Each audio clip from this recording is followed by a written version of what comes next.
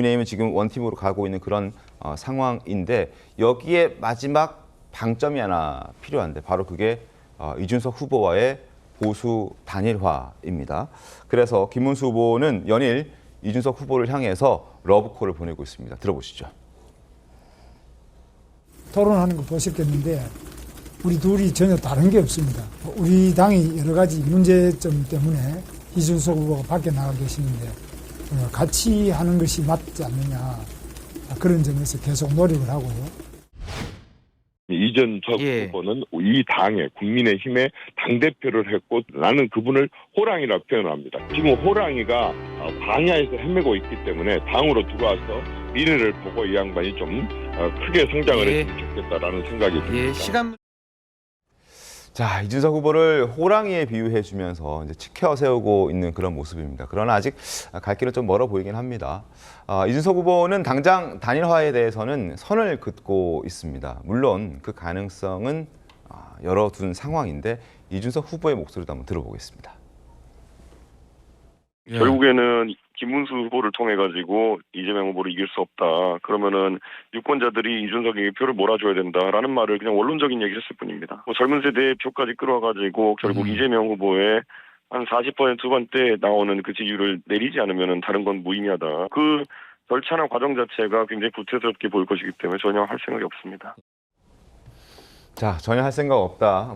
지금까지 일관된 입장입니다. 이준석 후보의. 자, 그리고 오늘 이준석 후보의 일정이 지금 학교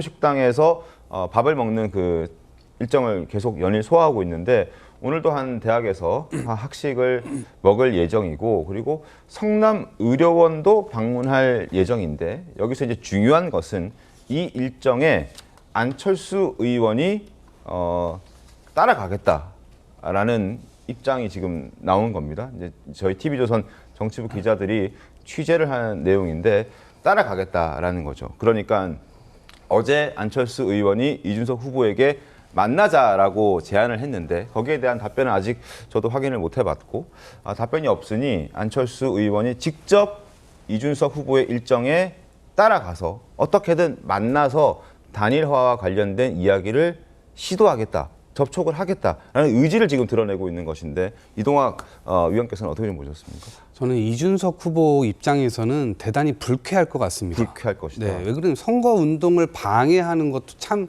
찬란한 방식으로 지금 하고 있다 이런 생각인데 일단 이준석 후보가 양두구육 이거 눈물을 흘리면서 본인이 절절하게 고백하면서 국민의힘을 나왔고요. 그 전에는 물론 쫓아내려고 하는 시도까지 있었고요. 그리고 윤석열 정부 2년 반 동안 진행되는 과정에서 결국엔 계엄까지 왔고 또 탄핵을 또 반대하는 과정까지 이르렀습니다.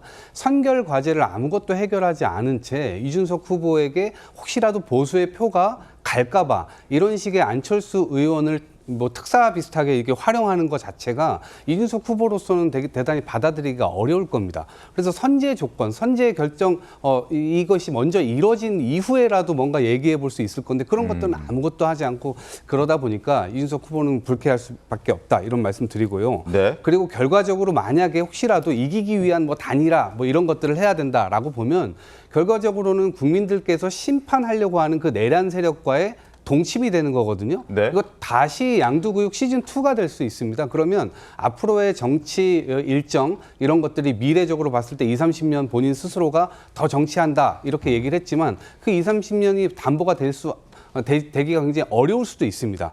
그렇기 때문에 저는 이준석 후보가 이 부분에 대해서는 확실하게 선을 긋지 않는 한 저런 시도는 전 계속되지 않을까 싶습니다. 네, 단일화 불쾌할 수 있을 것이다라는 의견을 지금 주셨습니다. 단일화 얘기가 계속 나와서 개혁신당의 입장도 말씀을 드려야 될 것 같은 게 우선 단일화에 대한 개념 정의부터 국민의힘이 조금 왜곡해서 받아들이고 있는 것 같다. 사실 앞에서 이야기가 나온 한동훈 대표나 그리고 안철수 후보 같은 경우는 경선 과정에서 지금은 이제 선거 운동을 하지 않는 분들이기 때문에 포섭한다, 그리고 규합한다, 단합한다 이런 표현이 통할 수 있을 것 같습니다. 그런데 말씀하신 대로 이준석 후보는 지금 선거운동을 뛰고 있는 후보입니다. 네. 선거운동을 뛰고 있는 후보에게 러브콜을 보낸다, 내지는 포섭한다라는 표현은 당연히 단일화를 시도했을 경우에 김문수 후보의 품에 안긴다라는 것으로 해석돼요. 그래서 열심히 선거운동을 하고 있는 캠프와 대선 후보에게 저런 식으로 표현하는 것 자체가 말씀하신 대로 참 예의 없게 느껴질 수 있다는 점 좀 생각하셨으면 좋겠고요. 그리고 안철수 후보도 뭐 그 따라온다, 학식 일정에 따라온다라는 사실이 맞다면 네. 이것은 분명히 좀 불쾌한 측면이 있을 것 같아요. 사실 이준석 후보도 현장에서 방문을 시간을 내서 그 현장을 방문하는 것은 의도한 그림이 있고 의도한 메시지가 있는 것인데 거기에 모든 단일화 그림을 만들어버리고 단일화 메시지를 낸다는 것은 이것은 단일화 생각이 있었던 사람도 단일화 생각이 없어질 것 같아요. 그래서 그런 행위는 상당히 좀 불쾌하게 여겨질 수 있다. 그리고 단일화가 과연 효과가 있는 것에 대해서도 전략적인 측면에서 이준석 후보를 지지하는 분들은 보수 지지층뿐만 아니라 진보 진영을 일부 지지하나 이재명 후보는 찍을 수 없다는 연성 네네. 지지층들이 있어요. 그래서 이것을 단일화했을 때 과연 김문수 후보로 만약에 단일화가 된다면 김문수 후보에게 모두 표가 갈 것인가에 대해서도 좀 생각을 해보셨으면 좋겠고요. 네. 그리고 이런 전략적인 측면을 고려하셨으면 좋겠고, 그리고 관계 정리도 되지 않았습니다. 권영세 위원장 같은 경우에는 뭐 사과를 검토할 용의가 있다라는 약간 희한한 표현을 하면서 그 표현 이후에는 국민의힘에서 어떤 입장이 나온 걸 저는 들은 바가 없거든요. 네네. 그래서 그런 것도 전혀 정리되지 않은 상태에서 학식을 따라온다는 것 상당히 좀 예의가 없을 수 있다는 점 좀 말씀드리겠습니다. 알겠습니다. 안철수 의원의 입장에서는 이제 이준석 후보를 만나서 일단 뭐 대화의 물꼬를 좀 튼다는 계획을 갖고 있는 것 같고, 지금 이동학 위원도 그렇고 임승호 대변인도 그렇고 불쾌할 수 있다라는 취지로 얘기를 해주셨는데, 그런 것도 안 의원은 생각을 하고 있는 듯해 보입니다. 그러니까 이준석 후보의 유세 일정을 따라가긴 하는데 영향을 좀 덜 주기 위해서 그러니까 강하게 압박하는 자세를 취하지는 않겠다는 계획이다라는 보도도 지금 나오고 있는 상황입니다. 어쨌거나 지금 안철수 의원이 이렇게까지 이준석 후보의 일정을 따라 나선다는 것은 그만큼 국민의힘에서는 시간이 없다. 지금 어떻게든 빠르게 단일화를 달성해야 한다라는 그런 어떤 절박함이 있기 때문이 아닐까라는 생각이 드는데요. 관련해서 오늘 여러 보도들이 나왔습니다. 저희가 준비한 신문 함께 보면서 그 내용 더 자세하게 짚어드리겠습니다. AL 한번 돌려보시죠. 보수 단일화와 관련해서 1차 데드라인으로 지금 생각하고 있는 것이 이번 주 토요일입니다.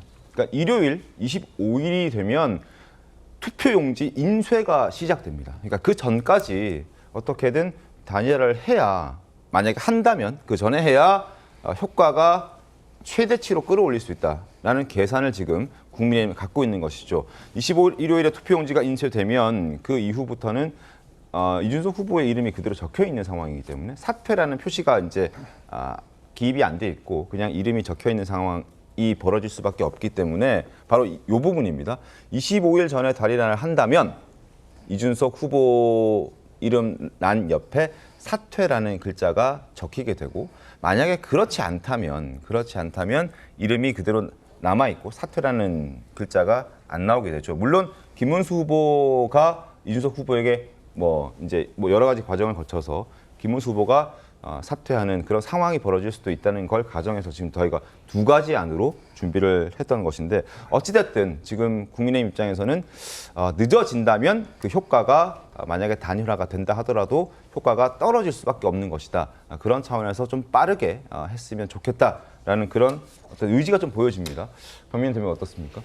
사실 그 안철수 의원이 지난 대선 때는 정확히 이준석 후보와 같은 입장에 있었습니다. 네. 제3지대에서 단일화 협상이 계속해서 이어지고 있는 상황이었는데, 당시에도 막판까지 협상이 결렬되면서 그 투표지에 이름이 인쇄된 뒤에 저희가 단일화가 성사가 됐던 거거든요. 그렇죠. 그래서 과거. 예. 그런 여파 때문이었는지 단일화의 어떤 좀 시너지 효과가 극대화된다라기보다는 지지율 격차가 깜깜이 기간에 좁혀지는 듯한 그런 느낌들도 있었습니다. 그렇기 때문에 직접 그런 과거에 겪었던 당사자로서 단일화를 원활하게 이끌기 위해서는 말씀하신 이 1차 마지노선 직전에 네. 단일화 성사를 시키는 것이 바람직하지 않겠는가, 그런 절박함의 발로로 직접 뛰겠다라고 나선 것으로 저는 이해가 되고요. 사실 저 이준석 후보의 이야기에 저도 공감하는 부분들이 있습니다. 네. 단일화라는 것은 물리적으로 억지로 묶는 것이 아니라 여러 가지 조건들이 달성이 돼야 하는 것이거든요.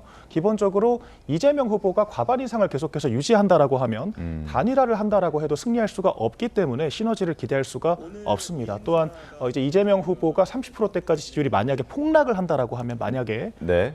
이준석 후보 입장에서는 단일화하기보다는 동탑 모델을 그릴 수도 있는 거거든요. 그렇기 때문에 여러 가지 시나리오를 그리고 지금은 타진을 하고 있는 것으로 보이고 어쨌거나 자기 중심이 됐건 누가 됐건 방법론적인 차이가 있는 것이지 네. 단일화를 통해서 극복을 해야 한다라는 큰 공감대 자체는 있는 것 같아요. 그래서 이런 차이를 좁혀나가기 위한 점진적인 노력이 이 며칠 동안 필요할 것으로 저는 보고 있습니다.